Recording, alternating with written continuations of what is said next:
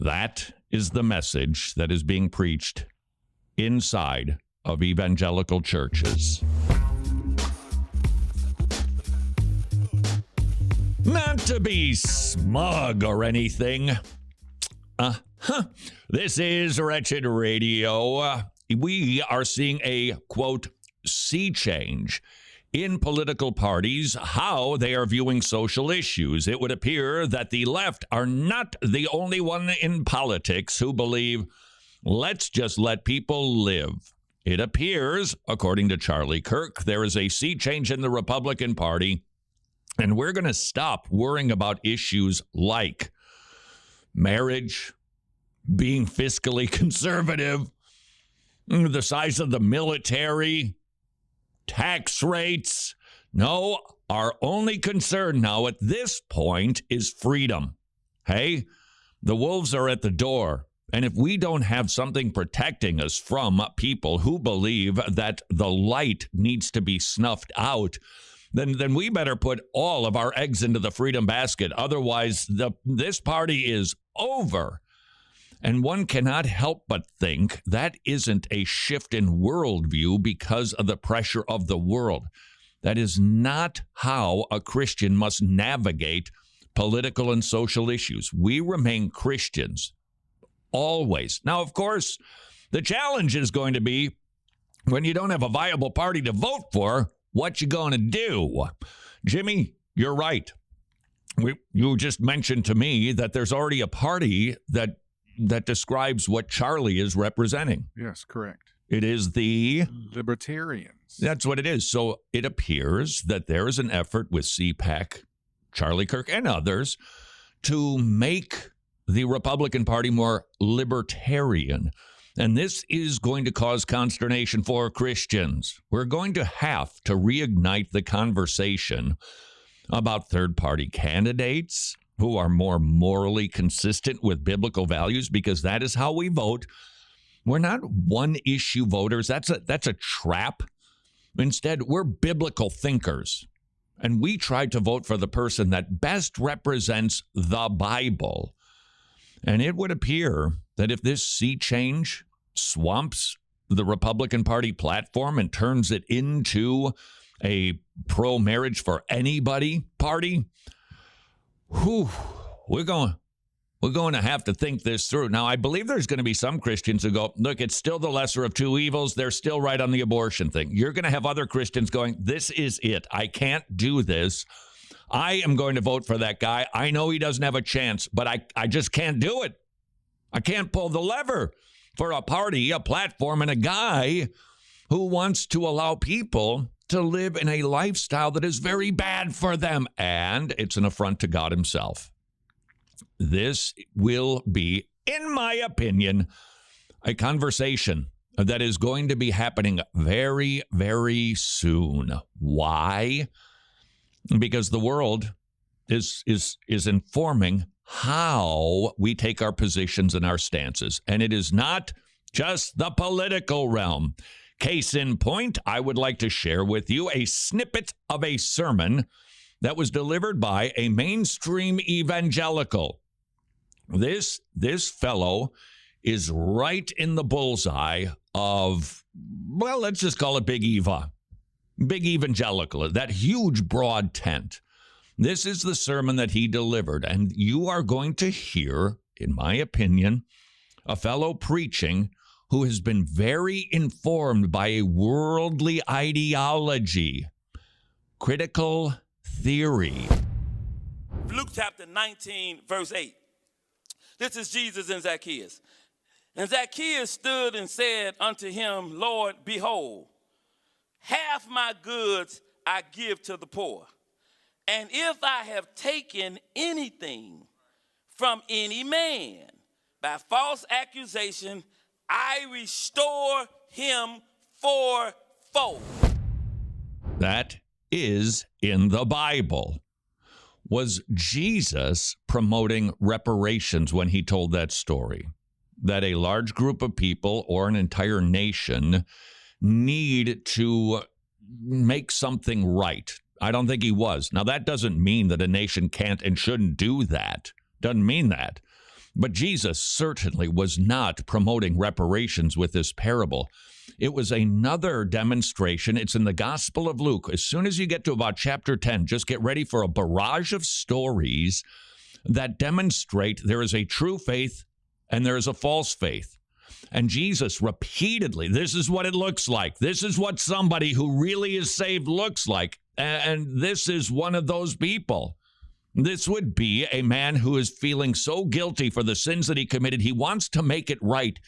And individually, we most certainly should, if we can. If you take a look at the verses that are the most intense concentration of what genuine repentance looks like, you'd have to scoot to 2 Corinthians 7. And that the individual who is truly born again, who has sinned against another, wants to make it right. And we should. Now, of course, here's the difference of opinion. What you're about to hear this fellow say is this verse means that nationally we need to make it right for what happened over the last decades. Now, this is most certainly a social conversation. If you wanted to, I understand that theology, it's brought into every realm, but if you just wanted to put a conversation into a jar, to put it into your pantry, this conversation about the wrongs that have been done to a people group in the past, when that started, has it ended, has there been any progress, you would have to put that in a jar labeled social issue. You could put it into another jar that says political issue, so let's put it into a social political jar, because it's not theological. This is observational. This is historical. And this fellow, he has concluded that there has been so much damage to a particular people group that the folks who are responsible for it, a debatable subject certainly, they need to pay for it. Is that what Jesus had in mind here? If I took it, if I aggrieved him, if I inconvenienced him, if you can systematically show that it's my fault, Zacchaeus said, it is my obligation to restore him fourfold. Listen to what Jesus said. Jesus said unto him, this day is salvation come to this house. Prepare yourself to hear, in my estimation, that this is based on all of the presentations I've seen on the issue. This is the first time I have heard a fellow actually import critical theory and reparations into the gospel. That was the start of the conversation on this whole issue a number of years ago. Hey, is this a gospel issue? And we had to sift through that to realize, well, critical theory on the face of it, it's not a gospel, meaning it's not an essential issue.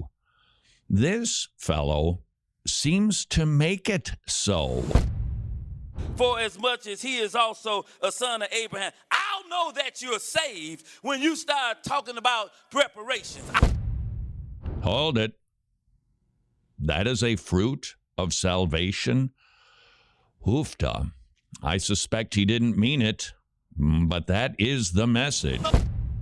I'll know that you're saved when you start saying and acknowledging that Negro people should be paid back. I will know that salvation has come to your house when you admit that it is wrong to enslave a group of people and then turn them loose without giving them anything.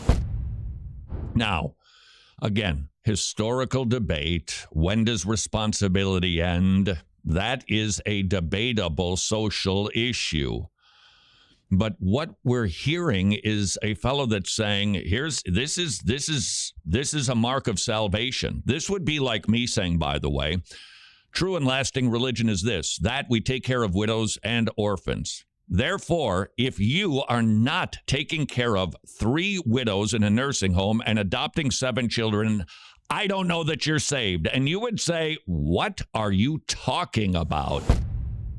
So while other people are getting reparations, while Jews are getting reparations, while Indians are starting to get reparations, I'm happy for you, Indians. I ain't against you. I'm happy for you.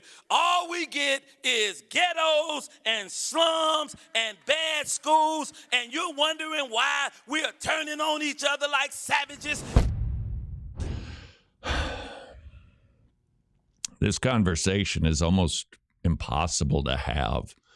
I think both sides struggle. We see it rather myopically. We see it as a one-issue repair. It's not.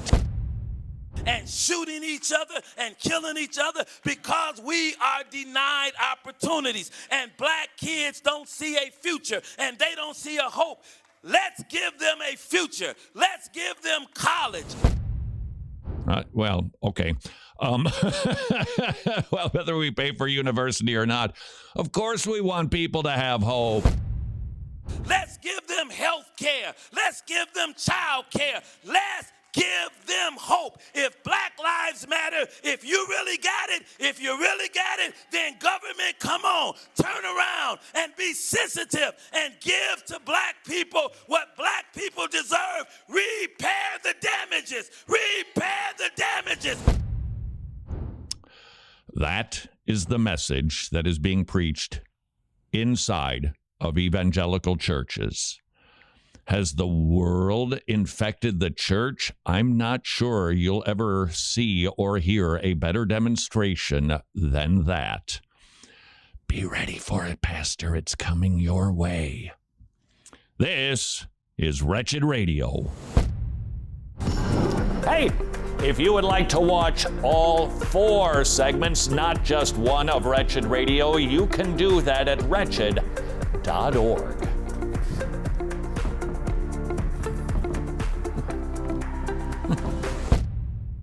Bailiff, please have the witness put the right hand on the Bible and administer the oath. Oh, the Bible, which actually says our yea should be yea and our nay should be nay. Does the defense have any more witnesses? Yeah, 2 of them in Revelation 11.